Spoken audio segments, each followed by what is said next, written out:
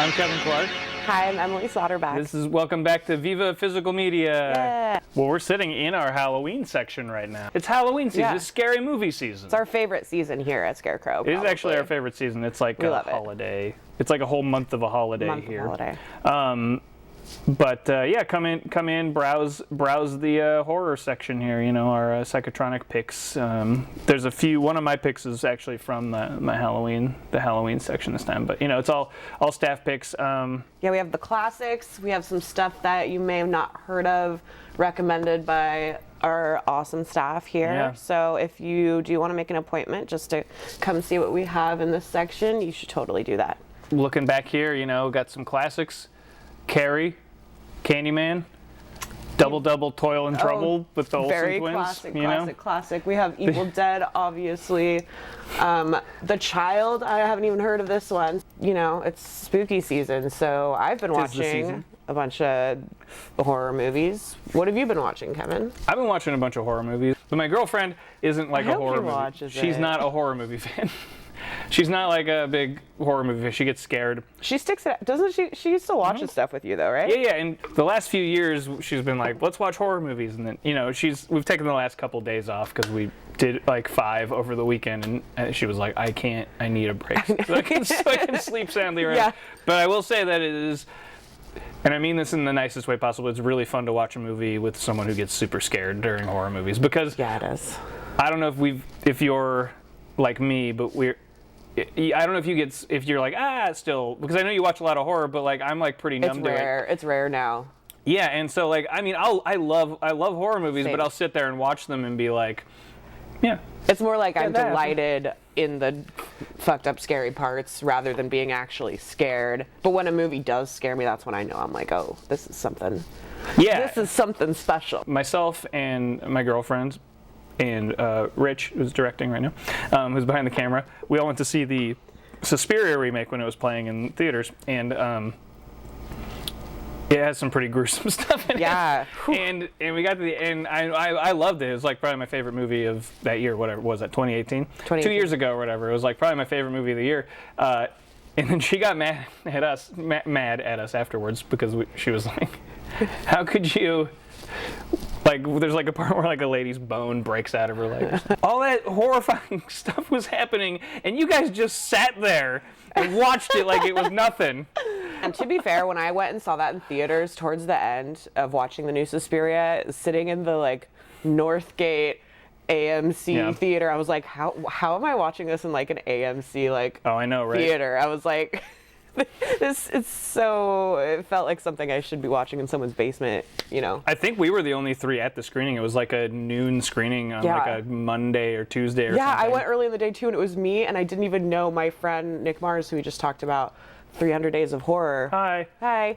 He came in like right after I got in, and I was like, Nick? And we were the only ones in the theater. I'm kind of going through a similar thing. My little sister is 14 now, and she is... We watched Halloween 1 and 2 last year, but she's like, I want to watch the movies. So I went over there last week and we watched Scream, and it was her first time seeing Scream. And watching her try to guess the killer and being like, it's not that person. And I'm like, oh my God, you don't even know. It was delightful. I'm really excited to show her more classic stuff like that. Scream's one of your favorites, I know. It's one of my absolute favorites. Yeah, she's like, how are there more movies? Didn't everyone die? And I was like, just wait. I actually like Scream 2 the most. Really? Mm-hmm. I think I like 1, 4, 2, 3. 3 is my least favorite for sure. Yeah, I finally watched 3 and 4 last year, and I hated part 3, and I kind of liked part 4. I liked part 4. I felt like it was kind of like back to basics. I like Rory Culkin a lot, anyways. That's true. You're a big Culkin. He's my favorite. Is he your favorite Culkin? I think still. Yeah. Sorry, Macaulay. What are you gonna talk about today? My picks today are a couple. I think as yours probably are too. Psychotronic. Yep. Horror movies since it's October. Tis the season, and we've got a little bucket of movies here. So I'm just gonna go from the front back. I'm gonna start with this one, Attack of the Beast Creatures.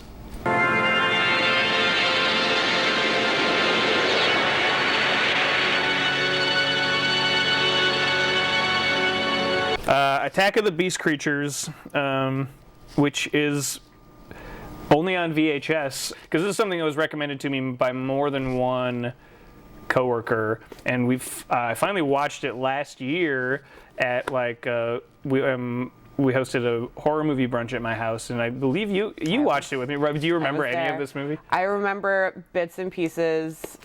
I remember it fondly, though. The 1920s, these people shipwreck on an island, and then there are these little red demon guys, puppets, that eat them.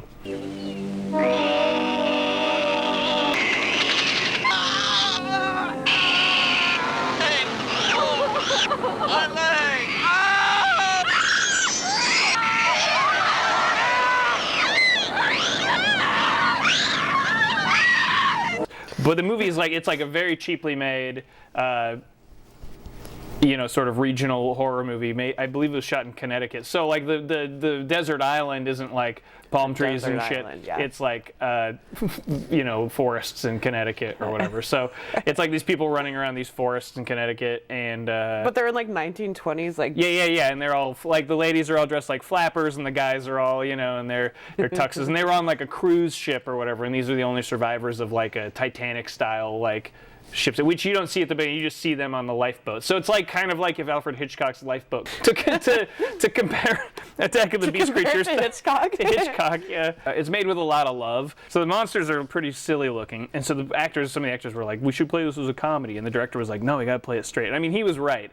Because playing it straight makes it weirder. Yeah. Because it's like totally, and it is kind of horrific. Like as you go into it, at first you're like, oh, these silly puppets, and then as you go into it, gore, isn't there? Yeah, there's gore, and they're always all these little red guys like clinging onto people, and it's got this like, yeah, it's got this like sort of like the beginning of Jurassic Park 2 with the little raptor. Yeah, babies. exactly. It also has this like escalation of stuff because they get on the island and they're like, we're lost here, we need to find food, and there's like this point where this guy sees like, oh, there's water down there, and he runs to the water. Oh my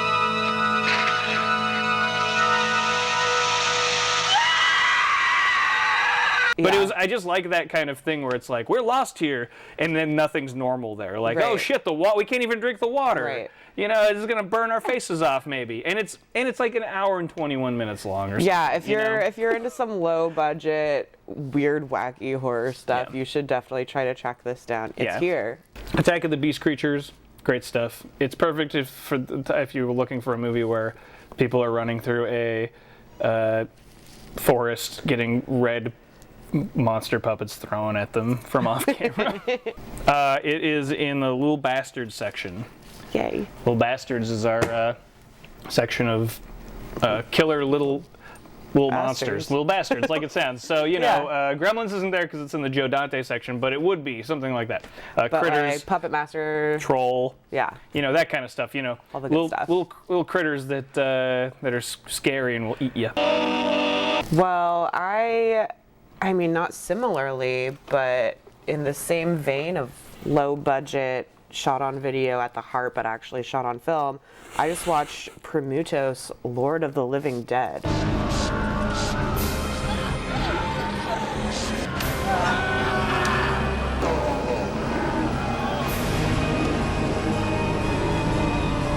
First things first, these people are not characters. That does not. They might be. I think they might be extras. You guys, there are, I believe, 139 kills in this movie. They do a kill count at the end.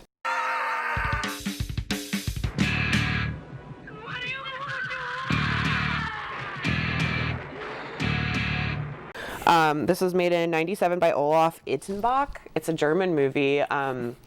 If you don't know German, unfortunately there's no subtitles, so you have to either choose a German language or the English dub. But I do believe the English dub adds a little something to this particular film. It's basically like before Satan, there was another fallen angel called PREMUTOS, and he's being reincarnated into this guy, and he's starting to get flashbacks of his life before, where he was the Lord of the Living Dead and the fallen angel. This movie is super bloody. Flashbacks throughout time. There's a crucifixion scene, like a Jesus crucifixion scene. There's like old-timey war scene. There's a Nazi Germany scene, all where this Satan this fallen angel had been. The gore is outrageous, the kills are outrageous, happens all the time. There's also just some really awkward like dinner party scenes. One of the grossest moments of this movie is not all the blood and guts that happen, but it is it's a shot of this really gross dude picking his nose at dinner. Impressive equipment. I had a friend in private school in Switzerland. It's literally all blood, guts, and then this one scene of this dude picking his nose.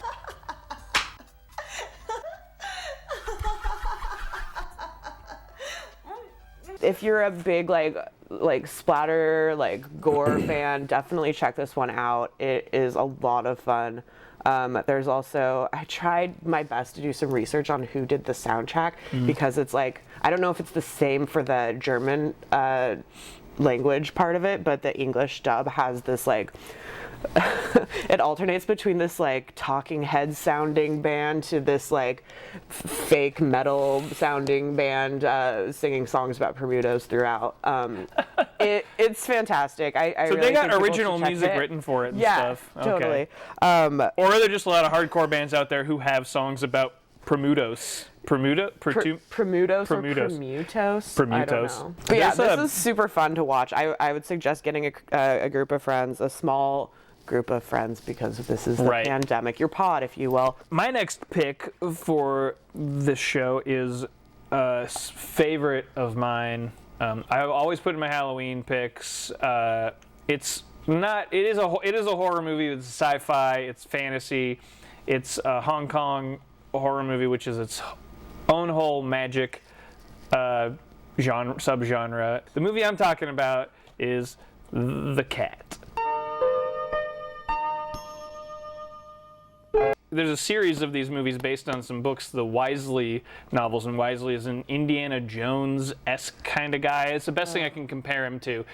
It's a bad comparison in a way, but it's an adventurer scholar who gets in these mix-ups. And each one of the movies that he's in, there's The Legend of Wisely and the Seventh Curse, excellent also from the same director as The Cat. He's telling someone a story about a friend of his who got into a situation or whatever. Yeah. So in this one, there's this cat and this neighbor and this guy, and it spirals into this whole thing where now there's this cat from space, and there's these people from space, and then there's this other invading space thing that's like and one part is like the thing.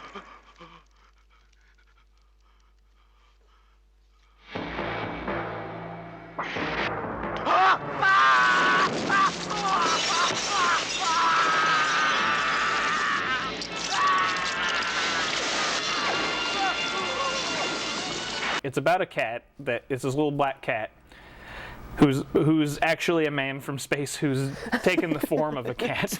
But it's also, it's also a Hong Kong movie, so it has a whole scene where a guy, like, there's this Terminator-esque guy there's another alien chasing after the cat. The cat and the other aliens, because they're like hunting them down or whatever, and he of course like shoots up this whole house.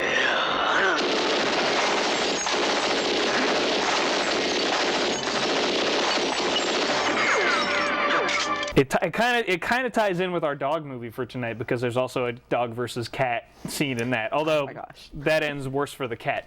But in the cat, the centerpiece scene, they've hired this guy and they're trying to catch this cat, and he's got this big dog, and the dog chases the cat into this junkyard.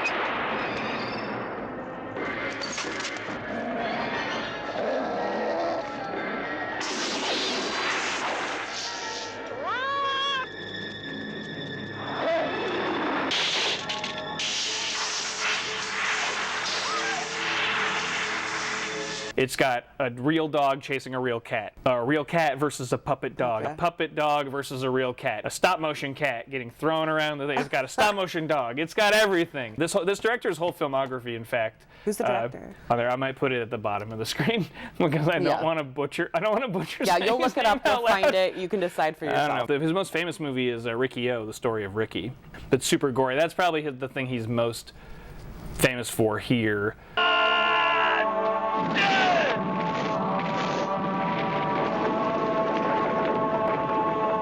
The story of Ricky. If you like cats, I don't know if this is a movie for you. There's a lot of cats getting thrown around and stuff. I don't know. I haven't looked into it a lot. I don't know how many cats were killed making this movie. Damn. Hopefully none, but probably some.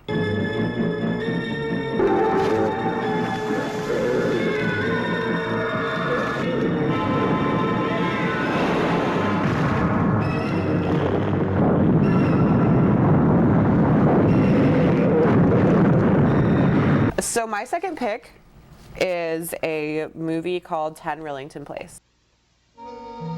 What happened? What happened to the women? What happened to the women at 10 Rillington Place? Ina, Geraldine, Beryl, Muriel, Rita, Ethel. One by one, the women entered.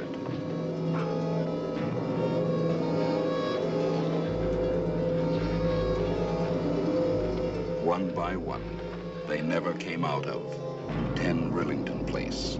It's all so terrifying because it's all so true. What happened to the women at 10 Rillington? What happened to the women at 10 Rillington Place? 1971 movie about real-life serial killer John Christie. It's a British movie, and it's a British serial killer. But basically, this guy, the real story of this guy, was this really weird, middle-aged dude who lived with his wife in these apartment complexes on 10 Rillington Place. And he would lure women into his apartment, saying that he could provide headache medicine, help them with their migraines. He could give abortions, stuff like that, because he was a trained medical assistant in the war. He was gassed in the war, and he never talks above a whisper, a really low voice. So it's really creepy. Now then, now then, now then. Richard Attenborough plays this serial killer, John Christie, and the movie kind of opens up of him killing this woman, trying to give her migraine medicine, ends up gassing her and burying her in the courtyard. The story mainly focuses around this couple who comes to live in the apartment complex, and the couple is John Hurt is the guy, and Judy Geeson is the woman. John Hurt is amazing in this movie, though. He's super young. This is pre-Alien. They play a pretty poor couple who have a baby, and the woman is pregnant again. They can't afford to have a baby, and they heard that John Christie can do abortions. It's not a spoiler to tell you everything that happens in this movie because it's a historical thing, I guess. But she obviously, she gets murdered by John Christie, and then he frames John Hurt as the person who killed his wife and baby. Later, John Christie does get found out and also hanged. Obviously, they wouldn't have made the movie. Or they wouldn't have made the movie.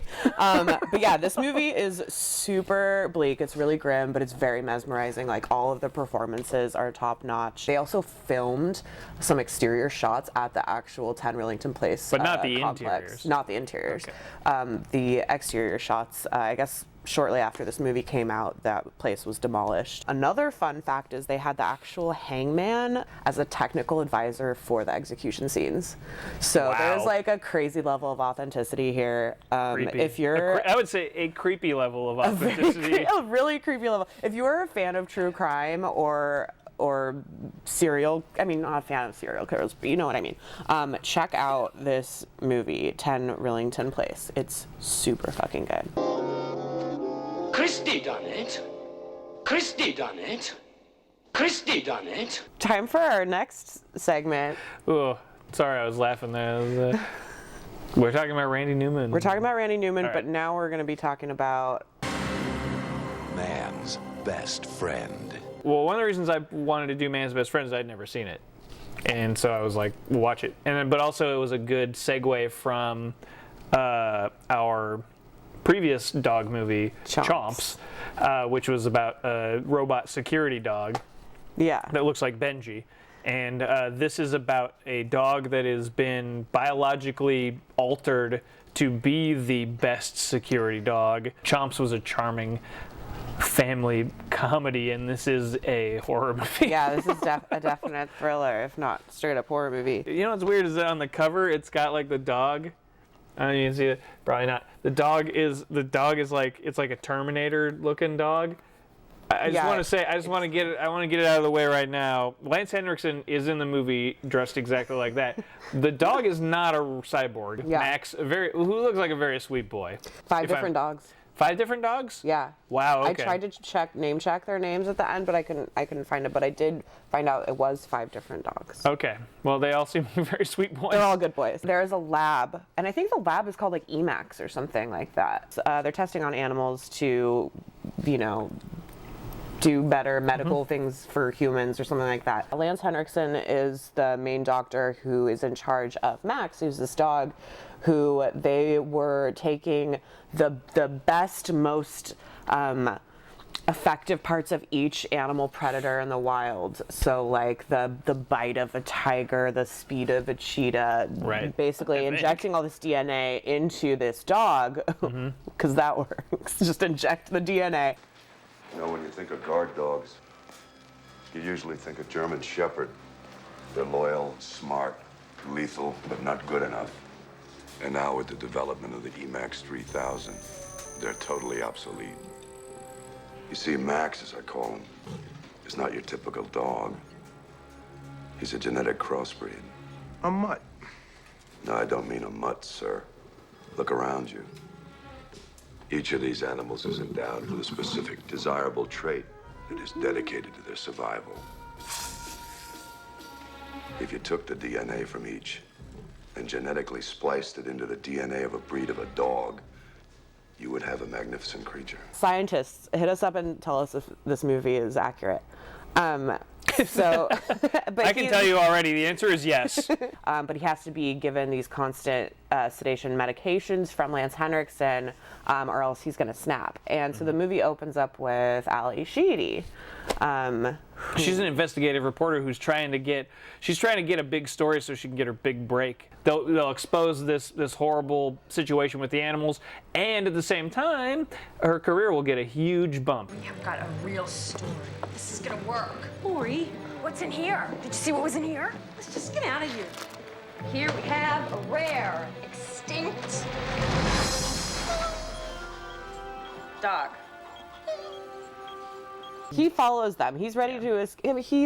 At this point, he is just a dog being in captivity. She's nice to him, and he follows them out. And once they get out to their car, is that when the mugging happens? Shit! Get away from me!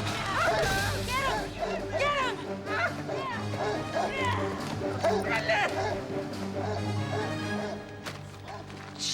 Are you okay? Son of a bitch.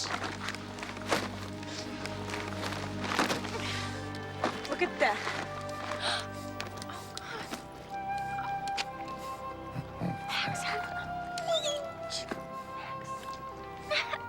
And he brings back Ali Sheedy's purse. Yeah. And so she knows he's something special, so she brings him home with her, much to her boyfriend's chagrin. Her boyfriend's a shit, too. He's a piece of shit. He's like the schmuck who's like, let me do this for you.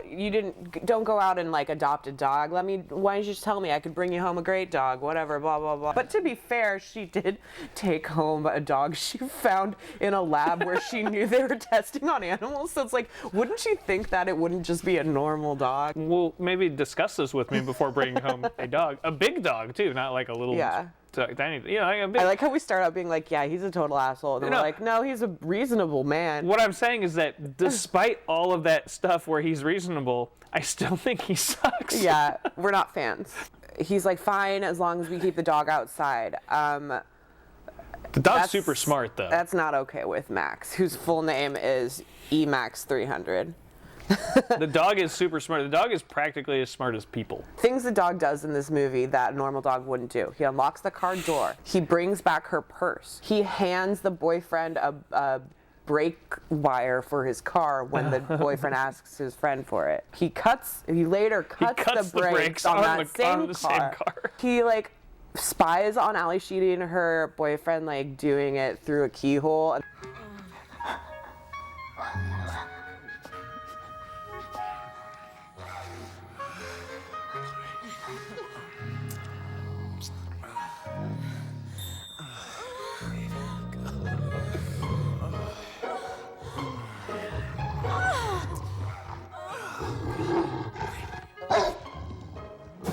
Is that dog outside the door?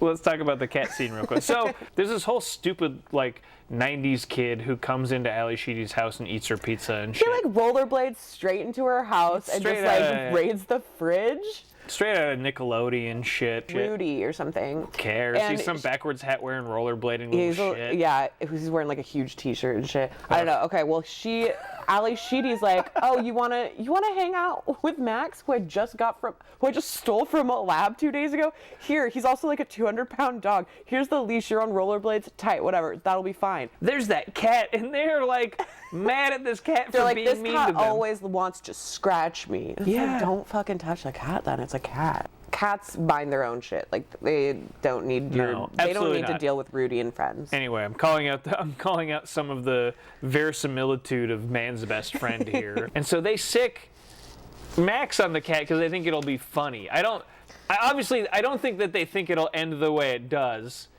But the fact that they sick a giant dog on a tiny cat. I didn't think it would end the way it does. Right? The fact that they sick the dog on the giant dog on a cat in the first place is like, psychotic. It's a pretty horrific kid death.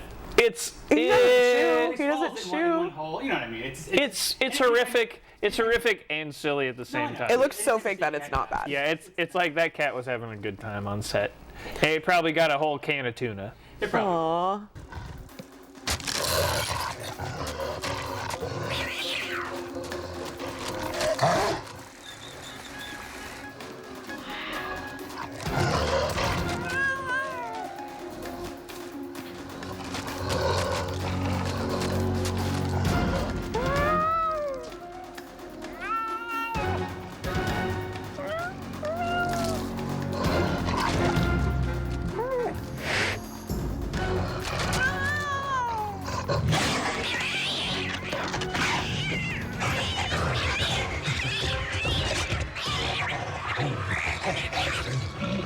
So that's when we're like, oh no, like Max is gonna have a mental break. Yeah. Because he kills that cat. The actual plot machinations of the movie are sort of secondary to Max's adventures outside of the lab. Not only killing the cat, but also murdering a mailman.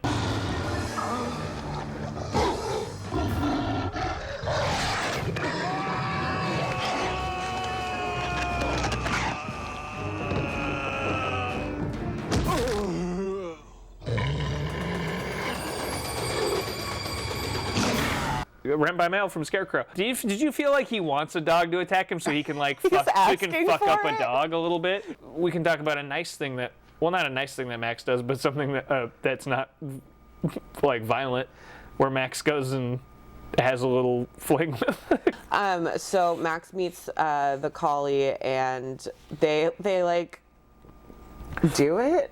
they go up into the bedroom. It's puppy love. And they called it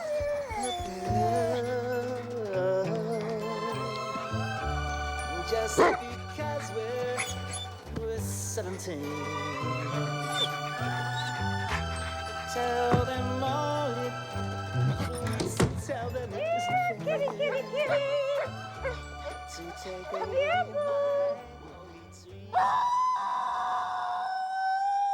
There's a romance there for sure. And also, you know, Max throughout the whole movie is very loyal, protective, and like loving to Ali Sheedy as well. So you can still see, even though he's like slowly losing his mind and becoming closer and closer to being a killer, that he's like still deep down like a good boy. Oh, she gives Max to this guy who works at like this junkyard, and he's like, oh, I'll love him, and I need a protective like guard dog. And as soon as Ali Sheedy leaves, he like hits Max with a shovel, and he's an abusive And just like last time, it's a character actor whose name I'm forgetting, and I'm gonna. We'll do the arrow with the arrow with idiot, and then Max murders this guy. Yeah.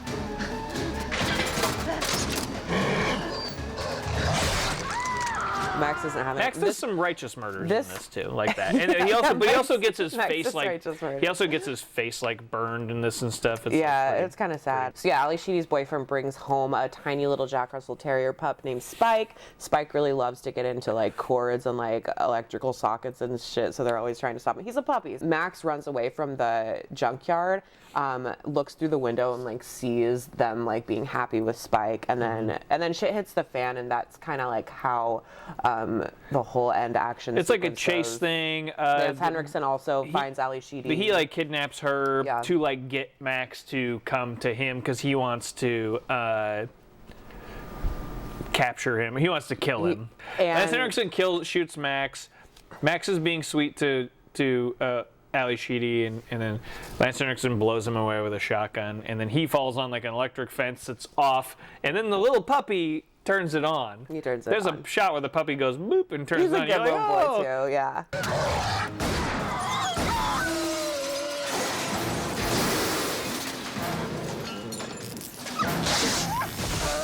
Some funny stuff, taglines for this movie included, he makes Cujo look like Benji. Which is interesting. Pretty good. Also, nature created him, science perfected him, but no one can control him. Oh, that one's good. That one's a pretty good one. one. On the cover says companion, protector, killer. It doesn't end with the puppy killing a guy, although that is great. Oh yeah, it ends on a more positive note. Oh, sort of. The cute. Oh, come here. You want one? You want one? Thanks. Looks thanks, Jen.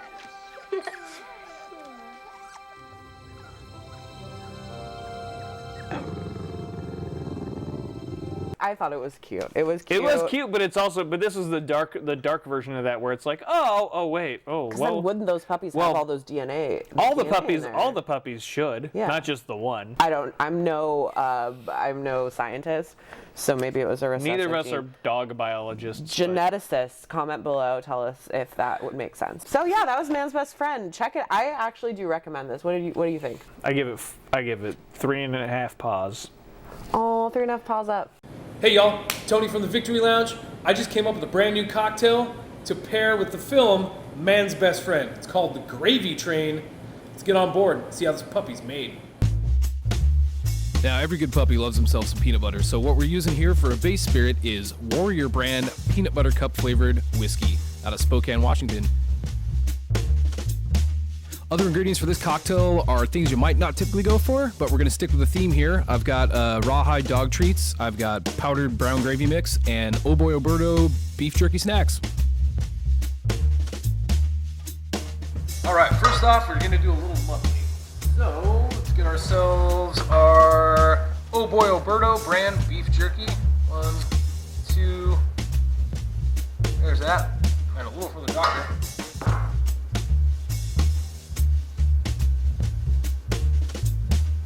We're also going to do a lime, but we're going to use this lime to get the edge of our glass just a little bit wet for later. A couple ice cubes, and muddle away.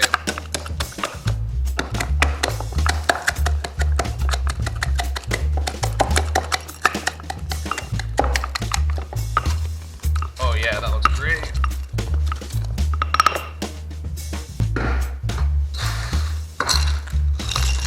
Rest of the ice. Warrior brand peanut butter cup whiskey. 2 ounces.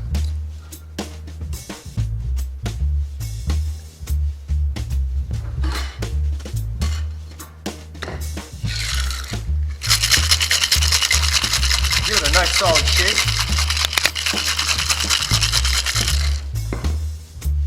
All right. Get our powdered gravy mix. Instant powdered gravy mix.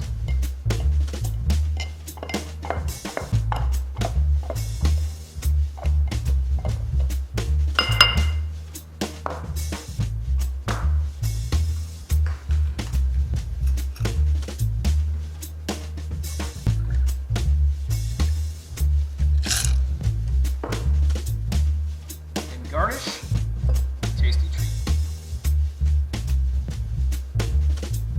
And that, boys and girls, is how you make the gravy train. Thank you, Scarecrow Video. I'll see you at the Vic. Make is spicy.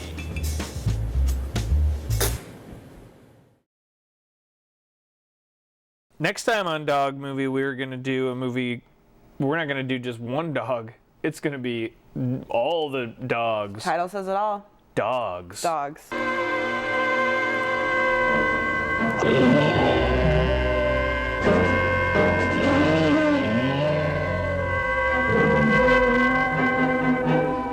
Dogs. The bucket's empty. Bucket's empty, which means our show is about to be over. Which means our show is over. I don't know if this will be an ongoing thing, but when the bucket's empty, the show has come to an end. Yeah. Almost, but before that, we want to plug a couple things real quick. The Psychotronic Challenge. Again, print this off of our website, scarecrow.com. Yeah, by now we're almost, I mean, when this comes out, we'll be almost halfway through. Yep. We've been loving seeing everything you guys have been watching. Keep sharing what you're watching using the hashtag SCV Psycho Challenge. We'll blink it at the bottom of the screen. Hell yeah. But yeah, it's so fun seeing what you guys are watching, and people are being super creative, and yeah, this is awesome. I love the sense of community it brings as well. And also, yeah, and also you get to, hopefully you're all watching some new shit that you haven't seen before. Yeah. You know, introducing yourself and your significant others who don't like watching horror movies to new horror movies. Yeah. Video Store Day, which normally we would have like a big sale. We'd have a lot of people in the store. We'd have like live music in the store. We've usually had a big party for a long time on Video Store Day, and this year, because we can't do that, we're not doing that. But what we are doing is we're doing a live telethon for Video Store Day. So, and guess who's hosting? Us. It's us. Yeah. It's us.